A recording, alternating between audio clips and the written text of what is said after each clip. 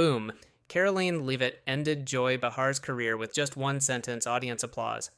Comedy is supposed to punch up joy, yet you're swinging sideways and calling it a public service. Karoline Leavitt's voice cut through the chatter on the View sunlit stage. Cameras zoomed in. Producers leaned forward as if their headsets had just crackled with an alarm. Joy Behar flashed her trademark grin, but one eyebrow twitched. "Honey, I've been swinging at power longer than you've been alive," she quipped. Karoline didn't blink. Exactly. And somewhere in those decades, the swing lost its target. It started with a single email stamped with ABC's insignia.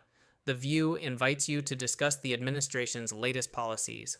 There was no emoji, no friendly exclamation point, just a data call time, and Joy Behar's name highlighted in bold. Everyone in DC read the invite the same way a velvet trap. Karoline read it, smiled, and typed, "See you Thursday." Thursday morning, Manhattan's air was thick with July humidity and tabloid headlines. In the studio foyer, tourists queued for selfies with cardboard cutouts of the hosts.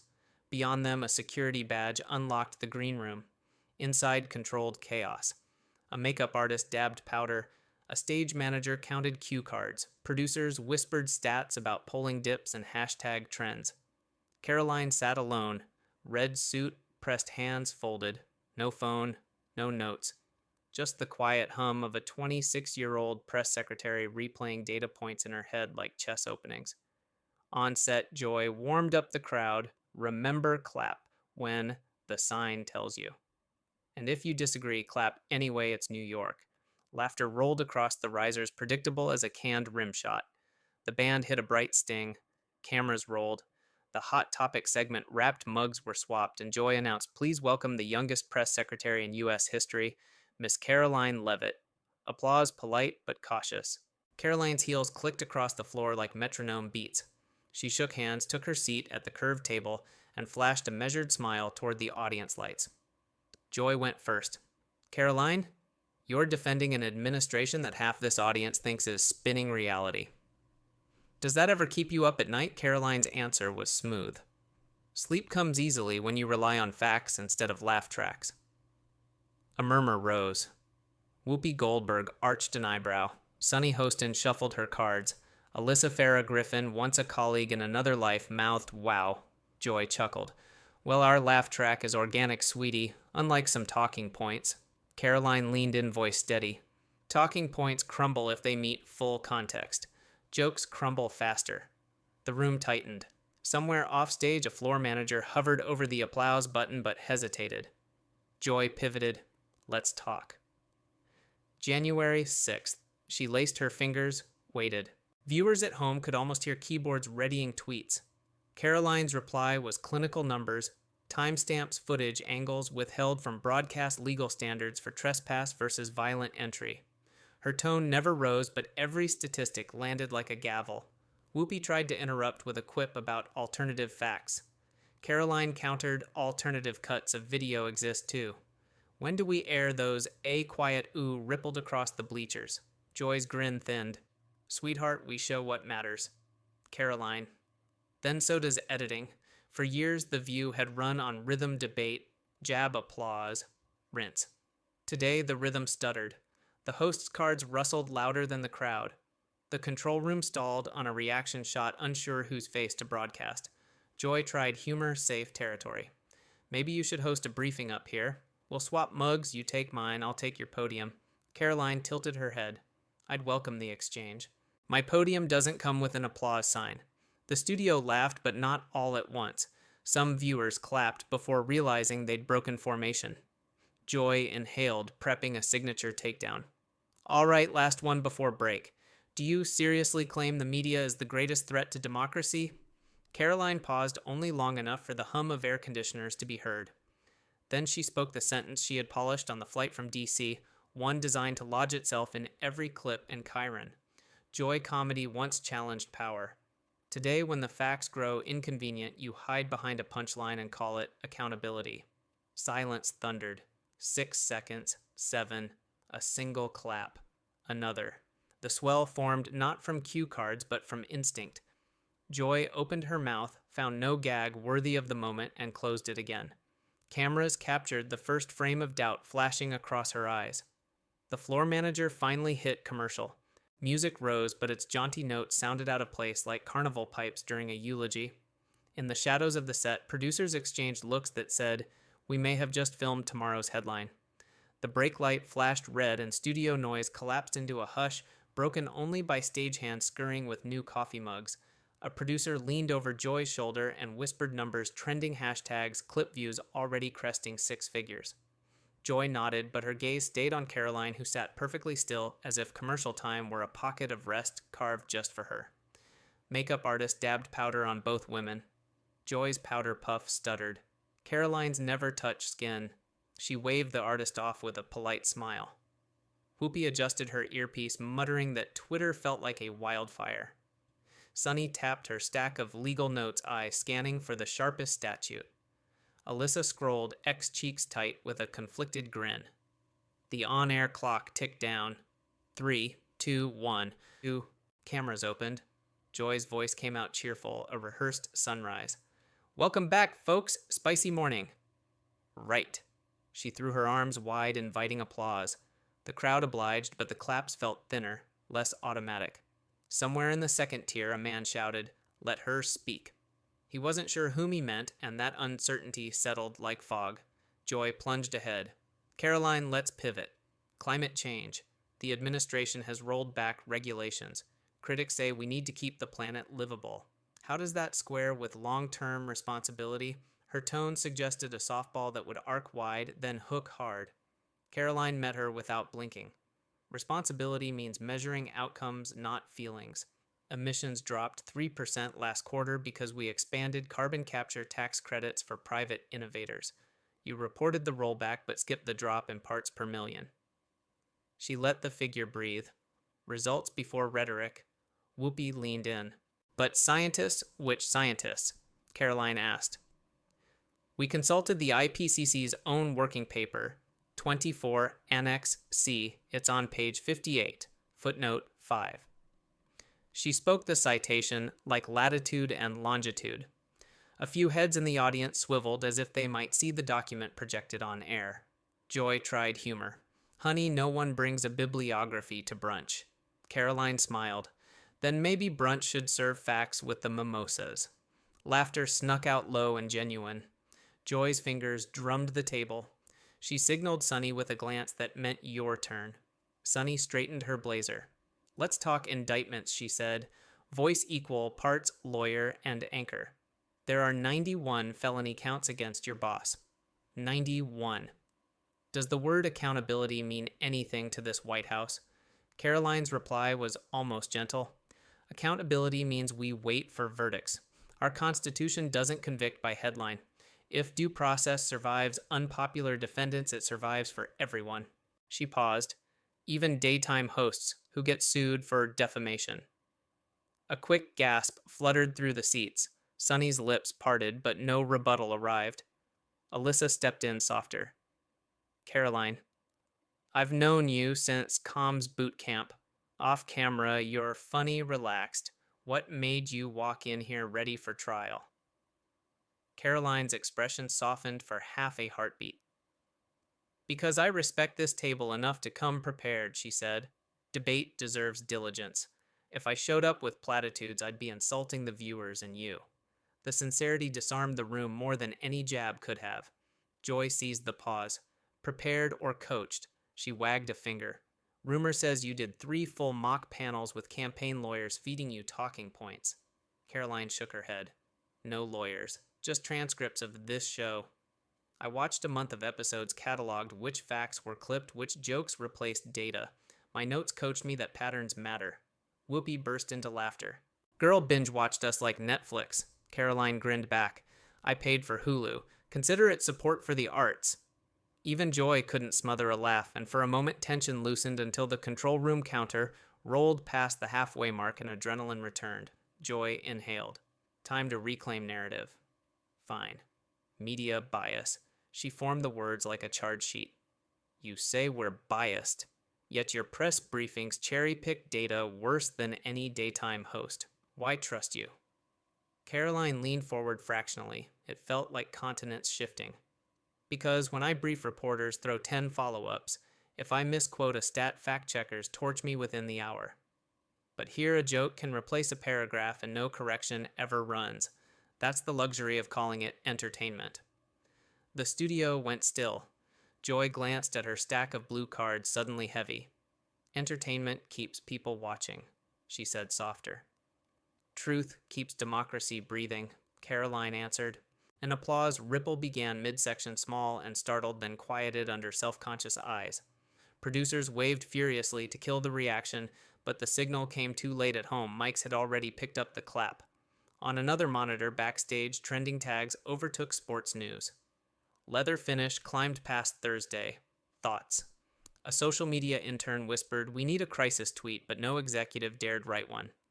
Joy's shoulders squared. Last break coming, she told the cameras, though the message aimed at herself. When we return, rapid-fire questions. Yes or no? Can you handle that? Karoline nodded. I brief daily under deadline. Rapid fire is breakfast. Red light, commercial. An audio tech hustled forward to swap batteries. Joy stood, walked 2 slow paces, returned. She's good, she muttered to Sonny, who answered with nothing but wide eyes. Karoline sipped water. Her hands stayed flat on the table, palms grounded. In the hush, she could hear the audience murmur distant thunder before rain. She reviewed one final phrase in her mind, the line crafted for checkmate, but kept it sheathed. Timing mattered. Deliver too soon, and the sword looked like theater too late, and the moment dissolved. One more round, she judged. Let joy come hard out of break. A voice counted down from the rafters. Back on air. Joy's smile was bright, almost convincing. Rapid fire, she declared. Yes or no? The election was fair, Karoline. The election was certified. Joy flicked annoyance. Yes or no, will your boss accept the result next time, Karoline? He accepted lawful certification last time. He'll do the same. The hosts traded quick looks. The evasive precision frustrated them more than defiance. Joy tried a curveball. Yes or no, do vaccines work? A few audience members hissed. Karoline answered clear. Vaccines reduce severity and save lives. She added, nuance isn't an escape hatch, it's reality. The yes or no sprint crumbled. Joy dropped the format. Okay, she said, forced casual. You win semantics, but viewers still ask why defend a man who lies. Karoline exhaled. This was the cue she'd waited for the doorway to the final room. Every politician spins, she said, voice steady as clock ticks. But when media comedians spin and laugh, the lie feels friendly. That makes it more dangerous. Joy's mouth opened, but the next word stalled. Karoline pressed gently. Humor is a scalpel. Used right, it cuts corruption. Used lazy, it cuts truth. Silence again. A camera operator instinctively widened the shot, capturing both women framed like opposite sides of a coin. Joy's card stack trembled, slight but visible. Someone in the crowd clapped once, decisive. The sound echoed against studio walls and dared others to follow. A smattering applause spread uneven, yet sincere. No cue sign flashed. People chose on their own. The floor manager signaled desperate, but applause kept stumbling forward. Joy's grin stiffened. She could either admonish the crowd never smart or ride the wave. She chose neither, and the hesitation spoke louder than any quip. Karoline didn't bask. She glanced at the audience as if thanking them for engaging, then returned eyes to Joy, ready for whatever volley remained. Behind the main camera, a producer mouthed, "We're losing this." Another whispered back, "Roll a feel-good clip." But the rundown was locked. The next segment was still politics. No parachute available. The second hand on the studio clock crawled. 2 minutes of airtime left before final break. Joy inhaled, gathering strength for a last assault, unaware she was walking toward the very sentence that would collapse the show's scaffolding. The audience sensed the electricity of nearing climax. Phones tilted up despite ushers' frantic gestures. In the hush, you could hear the nerve in Joy's laugh, a brittle thing. She leaned forward, voice syrupy with provocation. "Tell us, Karoline, if comedy is so corrupt, why come here at all?" Karoline folded her hands, shoulders relaxed as if clicking into place. The blade was lifted. All that remained was the strike. Because silence never fixes a broken microphone, Karoline answered, voice almost soft. If the stage forgets its duty, someone has to remind it. Joy smiled like a hostess about to reveal a dessert. Cute. But here's the truth. Millions laugh with us every day. If we're broken, the country seems to like broken. Caroline's gaze stayed level. People laugh at gravity too. That doesn't stop the fall. A hush rippled through the studio. Phones steadied. Ushers stopped policing. Even Whoopi leaned closer elbows on the turquoise table. Joy pressed. Then, show me. One example where we, the big bad hosts, hurt democracy. Karoline inhaled slow. Last month, you clipped a 2-hour border hearing into an 8-second punchline about cages. No note about bipartisan fixes, no mention that the bill passed committee 19-3. Viewers laughed, thought nothing changed, and tuned out.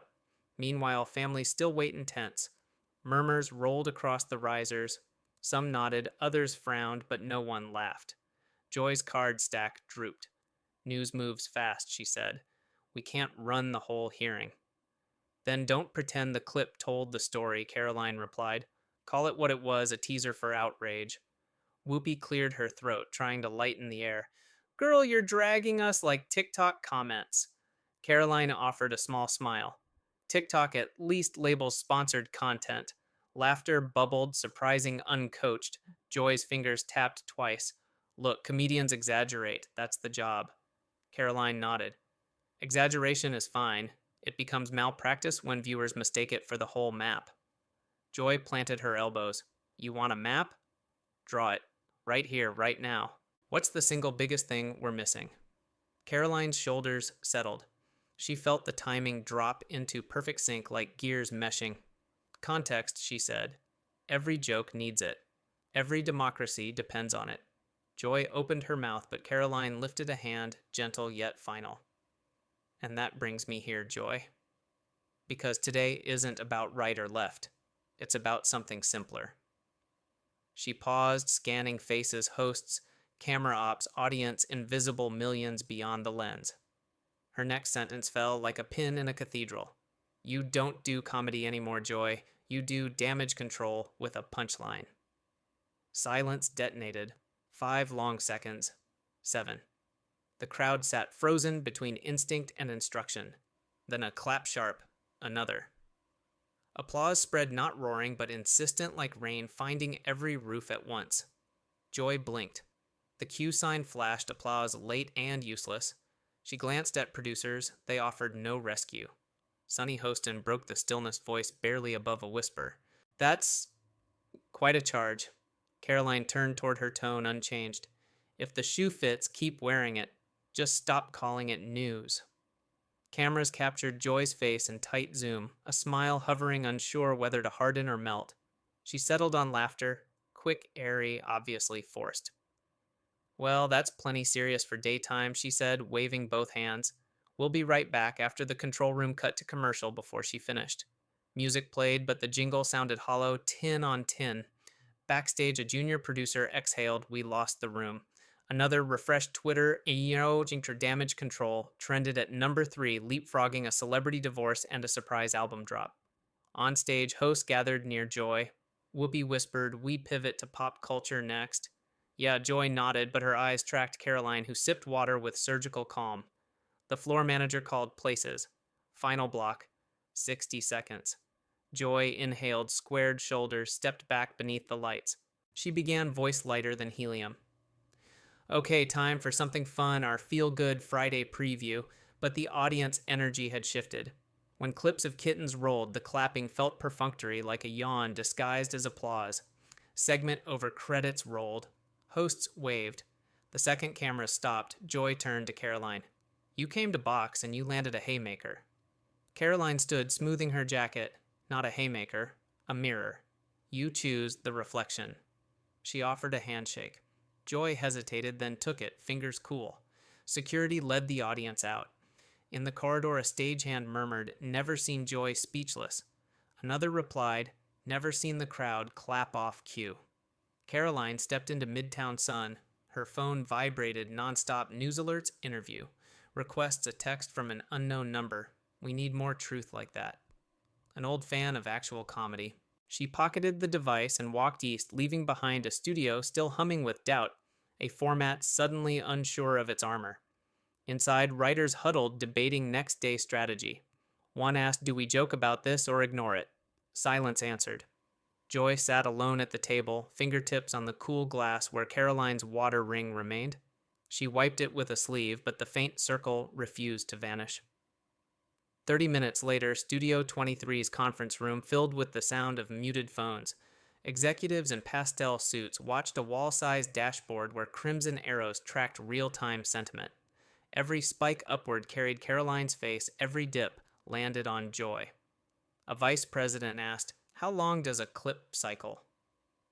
No one answered. The numbers were still climbing. Joy arrived, last coffee untouched, lips pressed thin. She skipped the swivel chair and stood. "We salvaged the feel-good piece. Tomorrow we pivot." The digital feed contradicted her optimism. Shocker Damage Control had breached 2 million mentions, dwarfing the kitten segment 6-1. An intern read headline drafts aloud.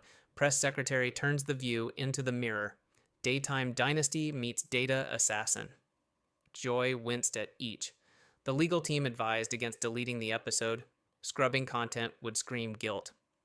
PR suggested a light-hearted response tweet. Joy vetoed it. Humor felt brittle now, like glass you only notice after the fracture. Across town, Karoline slipped into a deli no tourist would recognize. She ordered iced tea, thumbed through messages, invitation from a primetime cable slot request for a podcast debate, 4 polite offers from literary agents. She answered none. Instead, she typed a single sentence to her comms deputy, "Silence is speaking louder than I ever could." Let it breathe. She pocketed the phone and drank tea in peace unseen, but watched by half the internet. Evening news packages led with congressional hearings, but producers couldn't resist the viral contrast, Joy's stunned stare, freeze-framed beside Karoline's steady half-smile. A montage of claps out of sync with the View's applause sign played on loop background for pundits marveling at an audience thinking for itself. Inside, ABC emergency scripts stacked on a printer. One proposed a Monday roundtable on media responsibility, inviting Karoline back. Another suggested doubling down, booking a comedian hostile to the administration, recentering the show's brand. Executives argued until the room felt smaller than the screen they were chasing. Joy returned to her dressing room, overhead, lights harsh on the makeup she'd reapplied by habit. On the vanity lay a single card from the audience feedback pile, scribbled in blue ink. "Thank you for letting her finish." "I heard something new today." No signature. She read it twice, then set it beside her phone. The device buzzed text from a fellow comic, "Rough day." "Beer," she typed back, "need to rewrite some jokes first." Near midnight, Karoline walked along the East River. City lights danced on water, indifferent to trending hashtags. She replayed the exchange in her head, searching for any note of arrogance she might regret. None rang false. At the railing, she dictated a message to herself. "Momentum is a wave ride, it don't chase it." She saved the note and finally opened one invitation, choosing a Sunday morning show known for long-form questions, a place where context could stretch its legs. While she watched tugboats nudge past Roosevelt Island downtown billboards flickered with late-night promos taped hours earlier, laughter tracks thundered on screen, yet on sidewalks, the passers-by scrolled feeds filled with a different sound, the echo of an audience clapping at the wrong time or the right one, depending on whose timing you trusted. Morning broke with headlines still rippling outward like concentric rings. Coffee carts across Manhattan buzzed with the same refrain. "Did you see the View?" Yesterday, cab radios replayed the one-liner between weather and traffic, a new form of commuter call and response. Karoline woke early in her hotel, skipped the complimentary breakfast, and opened a spiral notebook. No phone, no TV. She drafted bullet points for Sunday's long-form interview border numbers, Energy Delta constitutional quotes tucked like pins in a map. Her pen never paused on strategy about Joy. That battle was over, and victories grow sour when reheated. Across the river, Joy sat in a dim writer's room. The usual Friday script read through felt like trying to staple streamers onto a cracked ceiling. She asked for silence, then pulled out index cards and wrote a headline at the top of each punchline versus proof, humor's burden who decides context. When she finished, there were 7 neat piles. The staff eyed them, unsure whether they were jokes or something sterner. Joy inhaled.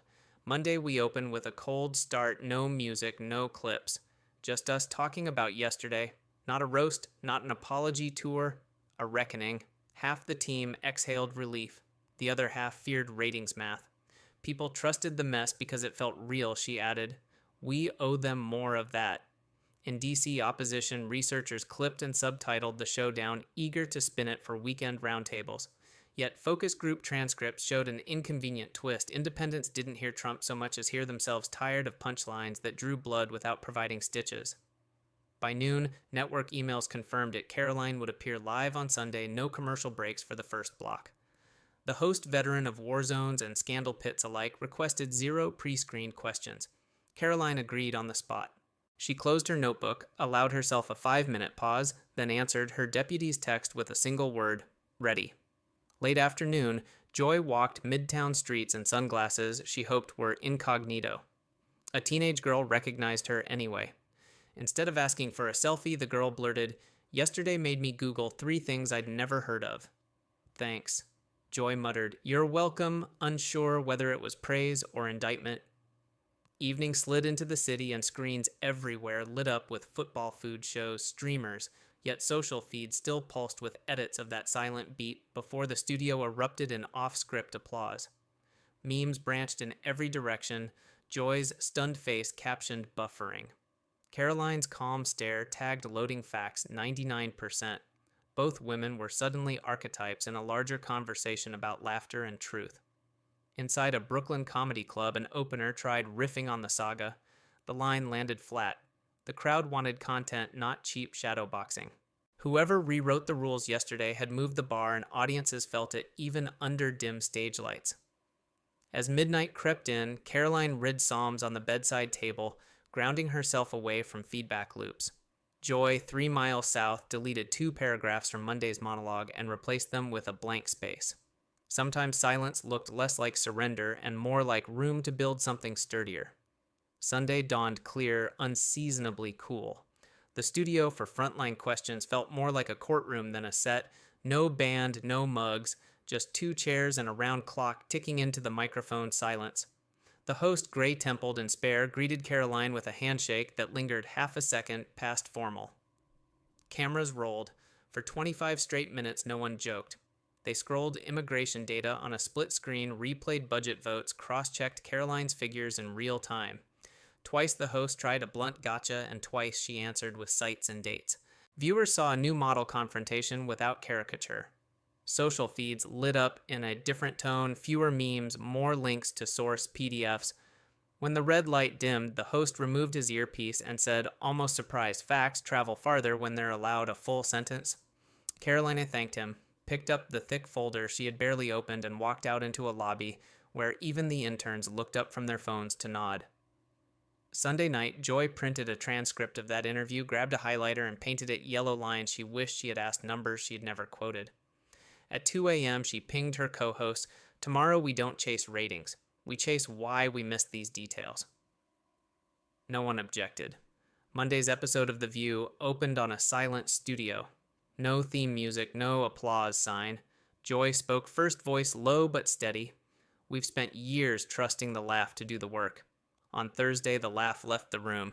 Today, we ask what filled the space." She gestured to a new graphic, humor and responsibility.